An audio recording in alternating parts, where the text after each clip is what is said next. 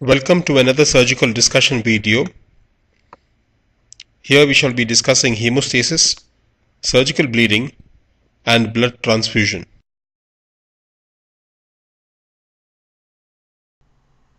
In this video, we shall discuss the various aspects of blood transfusion and also blood component transfusion therapy. In addition, damage control resuscitation and also TEG shall be discussed. One should note while looking at the blood groups that blood group A has the surface antigen of A and it has anti-B antibodies in the plasma. Likewise with group B, it's just the reverse. Group AB doesn't have any antibodies in the plasma, whereas it has both the antigens. Group O, on the other hand, has anti-A and anti-B antibodies after exposure and no antigens on the RBCs. Therefore, as far as the PRBC donation, that's the red blood cell donation, O can donate to either A, AB or B, whereas groups A and B can donate to group AB.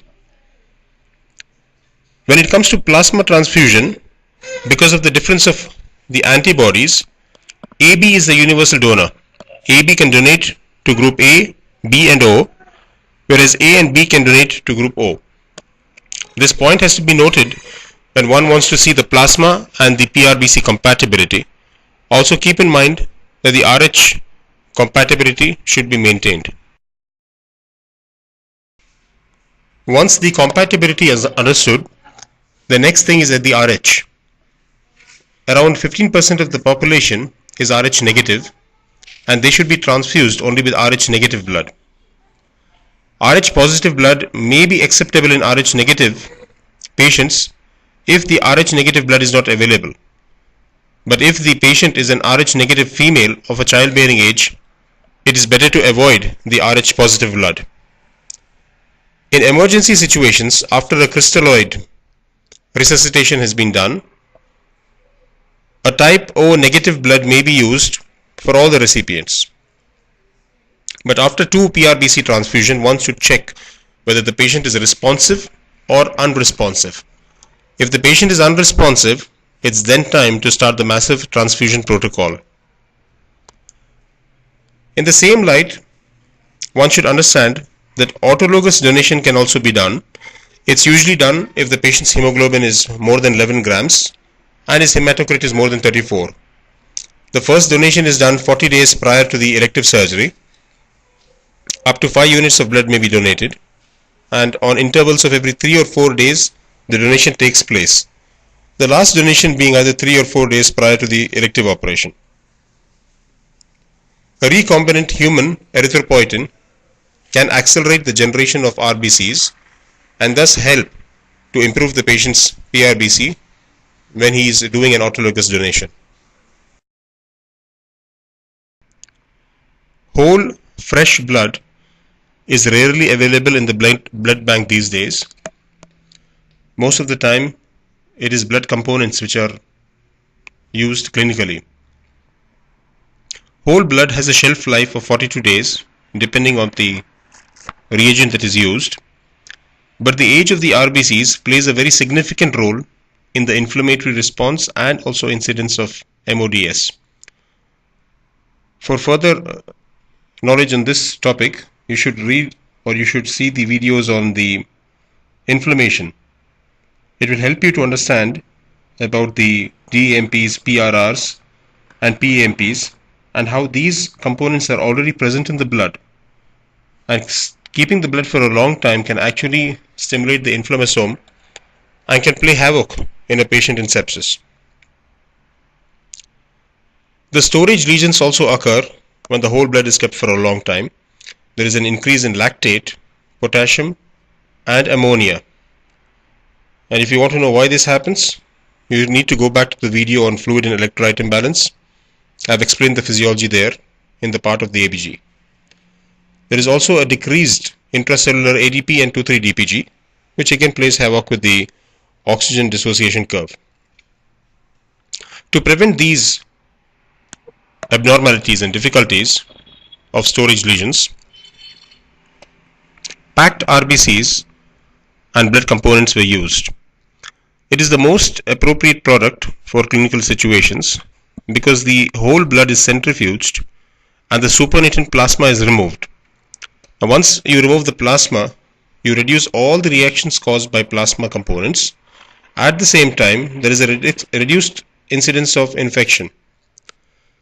The frozen PRBCs have an improved RBC vitality. They maintain their ATP and 2,3-DPG concentrations. But the disadvantage is that they are not readily available because thawing needs to be performed. And if you thaw it too rapidly, because of the freeze-thaw cycle, you will cause damage to the RBCs and then they will die.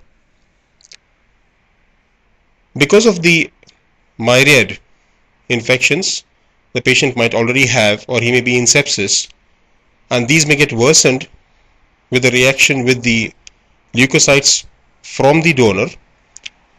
Leukocyte reduced RBCs, washed RBCs are also available. Now this filtration removes 99% of the WBCs and most of the platelets. Thus it prevents febrile reactions, alloimmunization to the HLA class 1 antigens, and also refractoriness, which is caused because of platelet transfusion, and also prevents CMV transmission. So these are the distinct advantages of using triple washed RBC cells or leukocyte reduced RBCs. When one takes a unit of fresh whole blood and puts it in a centrifuge, you will obtain one PRBC and one FFP. From the FFP, when the platelets are extracted, you will need at least 6 units of fresh whole blood to give you 1 unit of platelet concentrate. A unit of platelet concentrate is roughly about 50 ml, and this has a shelf life of 5 days. It is capable of transmitting infectious diseases and can also account for allergic reactions similar to those caused by RBC transfusion. The therapeutic level of platelets is between 50,000 to 100,000, which is 25% of the usual platelet count. It has been shown by studies that earlier use of platelets may improve the outcomes in bleeding patients. Certain rare circumstances for those patients who have already been alloimmunized through previous transfusions, they can actually benefit from HLA matched platelets in certain clinical situations. Fresh frozen plasma, as the name suggests, is prepared from freshly donated blood, and 1 unit of fresh whole blood will give you a unit of FFP. It's the most usual source of the vitamin K dependent factors, and it's the only source of factor 5. There are risks of infectious disease transmission, just as other component therapies, and it is also used as a resuscitation fluid for those who are bleeding. It can be thawed and used up to 5 days after thawing, and it greatly increases its immediate availability when it is thawed. But during the thawing phase, after about a day or two, the levels of factor 5 and 8 will reduce.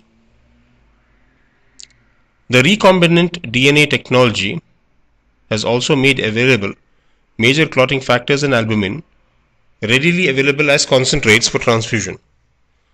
There is a distinct advantage that they don't have the risks of the component therapies, such as alloimmunization, allergies, and risk of infection.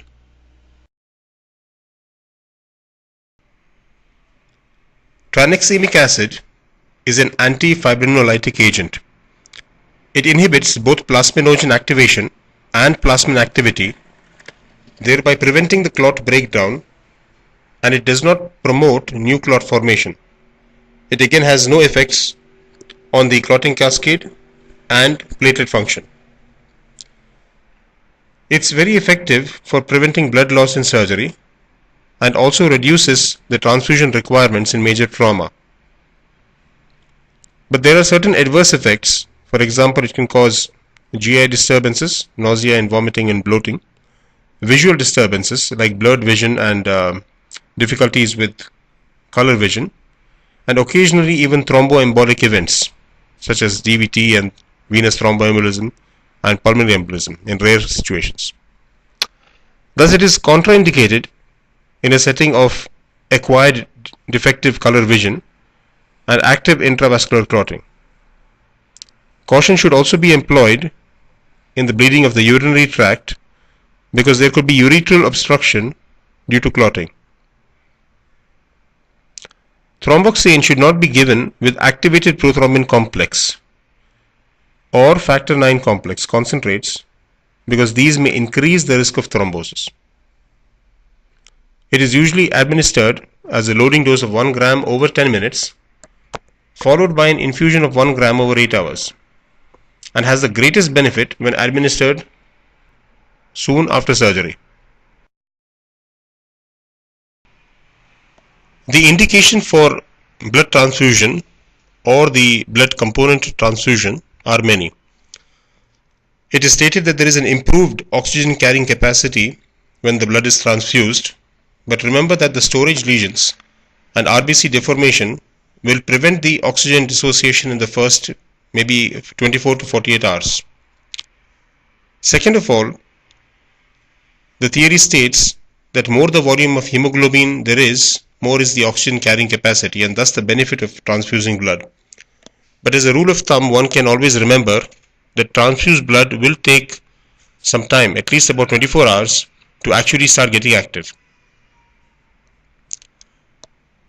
Blood is again used for treatment of anemia, and earlier there used to be a dictum that the hemoglobin should never fall less than 10 and the hematocrit should never be less than 30. So these patients would need a transfusion, especially when it is to be done preoperatively.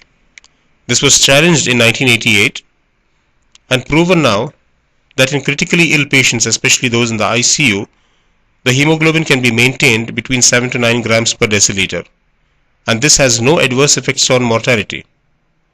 And if they are transfused, there is an increased risk because of the risks of blood transfusion, but it gives no added benefit. Blood transfusion can be used for volume replacement, and it is the most common indication after acute blood loss. Unfortunately, the hemoglobin and hematocrit poorly reflect the blood loss, so TEG is actually a good alternative, or rather you can say one of the best alternatives now. Up to 20% of the volume may be replaced by crystalloids or colloids in the initial resuscitation, and after that one needs to transfuse blood. In the likely event that there is no response to 2 PRBC transfusion, one needs to start a massive transfusion protocol. Earlier, it used to be stated that it's best to transfuse crystalloids, followed by PRBCs, followed by then plasma and platelets, whereas the damage control resuscitation strategy was adopted only to prevent the lethal triad of coagulopathy, acidosis and hypothermia.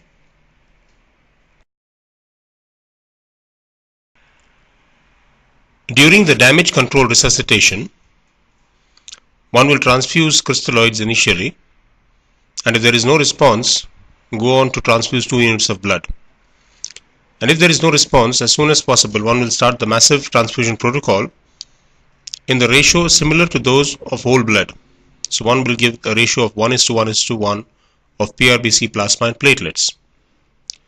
The whole idea here during the DCR is that one would want to have a permissive hypotension, because if you raise the pressure very high, the patient will tend to bleed more. Again, one minimizes the crystalloid based resuscitation because the more crystalloid one gives, there is going to be a dilution in the intravascular tree, and this dilution will change the ratio between the coagulation factors, the RBCs and the platelets, thus reducing them. And when these are reduced, as we discussed in the coagulopathy of trauma, the whole situation gets worsened. There is a poor perfusion causing acidosis. There is a reduced body temperature because of the cold crystalloids that are being transfused, and this causes hypothermia. So both of these will be lethal. Now the platelet units, as we discussed earlier, is 6 times that what is available in 1 unit of whole blood. The FFP, the usual volume is around 250 ml, and 10 to 20 ml per kg of body weight of FFP will increase the factor levels by 20 to 30%. This means to say that for a 70 kilo individual, he will require at least 3 units of FFP to raise his factor levels by 20 to 30%. Now the FFP after thawing should be used immediately and usually within 5 days, because if used after 2 or 3 days, the levels of factor 5 and 8 will slowly reduce. So this has to be kept in mind. Thus, for the damage control resuscitation, when one starts the massive transfusion protocol, you would give 6 PRBCs, 6 platelets and 6 plasma, followed by that 20 units of cryoprecipitate if the fibrinogen levels are low. Non-hemolytic transfusion reactions could be of 3 varieties. First one, in which the patient gets febrile. It's usually called a febrile reaction. It's non-hemolytic. The patient presents with fever, usually seen in about 1% of all transfusions. The best way to prevent this is to use a leukocyte-reduced RBC. A non-hemolytic blood transfusion reaction could also occur if the patient develops allergy to one of these transfusion constituents. The best thing to do is to stop the therapy and give antihistamine prophylaxis or antihistamine therapy. The prophylaxis is sometimes given earlier when patients have allergies or history of allergies. Bacterial infections or contaminations could also occur, whereby the patient would present with high fever and chills and once in a while DIC. These are not seen very commonly, and it is usually caused because of infusion of contaminated blood. Transfusion-associated circulatory overload, or basically congestive cardiac failure, could occur in elderly individuals who already have fatty changes in the myocardium, and when more blood volume is present as opposed to what they can usually tolerate, the heart has more work to do, and therefore there is going to be some degree of pulmonary edema reflecting in the lungs, and also CHF or congestive heart failure. In these cases, the best thing to do is to increase the transfusion time, thereby gradually slowly increasing the volume. It's also advisable to administer diuretics and minimize associated fluids. This is one of the reasons where PRBC can be used and justified.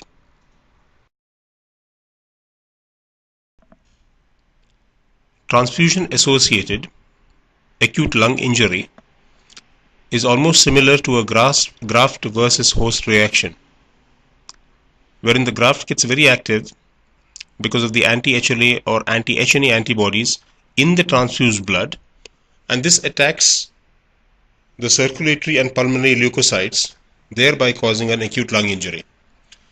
It presents acutely within 6 hours with hypoxia, infiltrates, tachycardia and hypotension. The patient may need respiratory support and sometimes even ICU admission with ventilation. Hemolytic reactions could be either acute, which are caused because of ABO incompatible transfusions, mainly occurring because of clerical errors, or these could be a delayed hemolytic reaction, which is usually IgG mediated. A variety of infections may be transmitted also during the blood transfusion. Malaria, Chagas disease, brucellosis, very rarely syphilis nowadays, CMV, HCV, HIV, West Nile virus, which is a mosquito transmitted infection, and even proteinaceous infected particles or prion disorders such as the Creutzfeldt-Jakob disease are known to be transmitted by blood transfusions.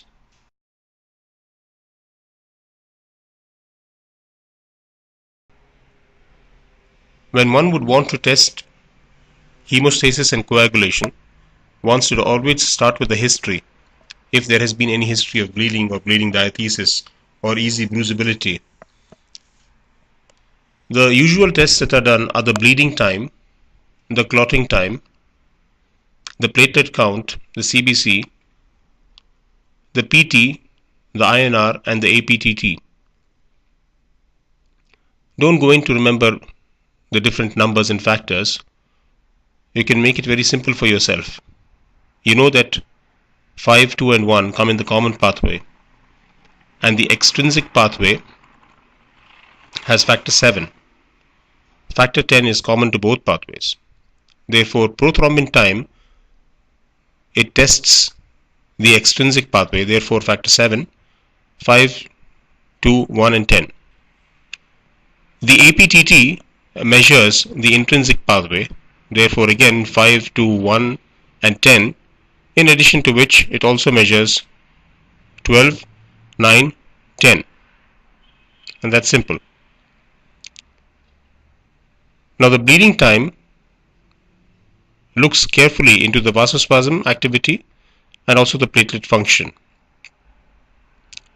Remember that blood can coagulate without the requirement of RBCs. It is only the plasma which can coagulate alone. Now all these tests which we mentioned here, they test only the plasma and not the whole blood to assess the patient's clotting status. A distinct advantage of TEG or ROTEM is that it tests all the 4 phases of coagulation.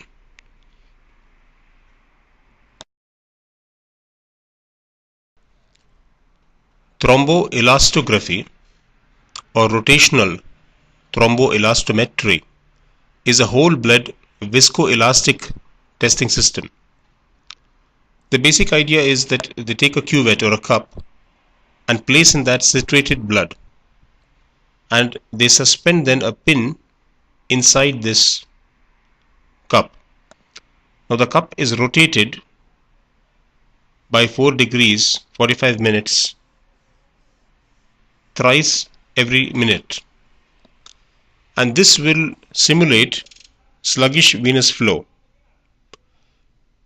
Now the blood will take some time to coagulate because it has already been citrated, and when the blood starts to coagulate, it is mainly the activities of the coagulation cascade, and then it starts activating the platelets, and this forms a stable clot. As the blood gets clotted and firm and stabilized, the pin which is suspended inside the blood will now firmly stick on to the blood. Therefore the cup and the pin will start rotating together. As the blood gets fibrinolized, the pin then starts getting loosely disconnected from the blood clot, and there is a lesser rotation of the pin as opposed to the cup. Now look at the blue graph below. The whole activity of the movement of the pin is recorded on the graph. The initial straight line that you see is called the R time, and that is the reaction time, is the time between the start of the test and the time when the blood starts getting coagulated. Once the blood starts getting coagulated, you can see that the graph is slowly starting to deflect, and the deflection starts increasing because the clot, it gets stronger and the pin and the cup move together. At a certain point of time, when the deflection reaches 20 millimeter, that point and the point where the R point ends is called the K time. So the K time is the time taken for the graph to actually achieve 20 millimeter. And the junction of the R and K point and the angle that this graph creates is called the alpha angle. The maximal amplitude, as the name suggests, is the maximal amplitude of the graph, and this is the point where the clot is strongest. So from the start of the R time till the MA, one measures the coagulation. And slowly as the clot undergoes fibrinolysis, one would wait for almost about 30 minutes, that is called the LY30 time, to wait for the clot lysis for 30 minutes. And from the MA to that point, measures fibrinolytic activity. Therefore, ROTEM or TEG is a beautiful test to measure all four phases of coagulation, and these patterns are then reflected on the graph, and this will tell you very clearly as to which component of blood should be transfused. And using ROTEM or TEG, one can actually reduce the amount of blood transfusion that takes place, and one can be more targeted in giving the exact component which is necessary. Thus, the reaction time is the time between the start of the assay and the clot formation. It reflects the activity of the coagulation factors, and it is increased in factor deficiency and hemodilution. If the R value increases, one should transfuse FFPs. The K time is the time needed for the clot to reach a specified clot strength and give a deflection of 20 mm, and this represents the interaction of clotting factors and platelets. It is prolonged in hypofibrinogenemia and factor deficiency, and if the K time is prolonged, one should use FFPs. The alpha angle is the slope of the tracing and reflects the speed of the clot formation. You get a decreased slope in hypofibrinogenemia and platelet dysfunction, and the treatment of this condition is cryoprecipitate. The maximal amplitude is the greatest height of the tracing, and this represents clot strength. It is reduced with platelet dysfunction and fibrinogen dysfunction, or fibrinogen and platelet deficiencies. Therefore, the treatment, if the MA is reduced, is cryoprecipitate and platelets. LY30 or lysis 30 is the amount of lysis occurring in the clot after 30 minutes of achievement of the maximal amplitude. This represents the clot stability, and if the lysis time reduces, it shows that there is an increased fibrinolytic activity. Few patterns of the TEG tracing have been shown here, and now using your knowledge of physiology, you will be able to realize what exactly is going wrong in the coagulation system and what you need to do to treat these. So take a look at these tracings, and one by one you yourself will realize how to interpret them.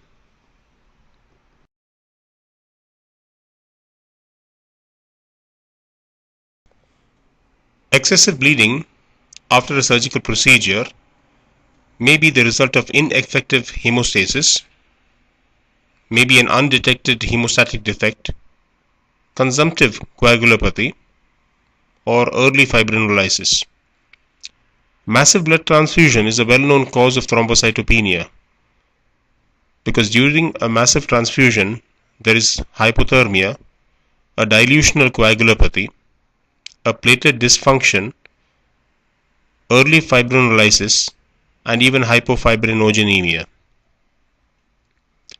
Another cause of hemostatic failure related to the administration of blood might be a hemolytic transfusion reaction. Thanks for watching. Like, comment, subscribe, email me.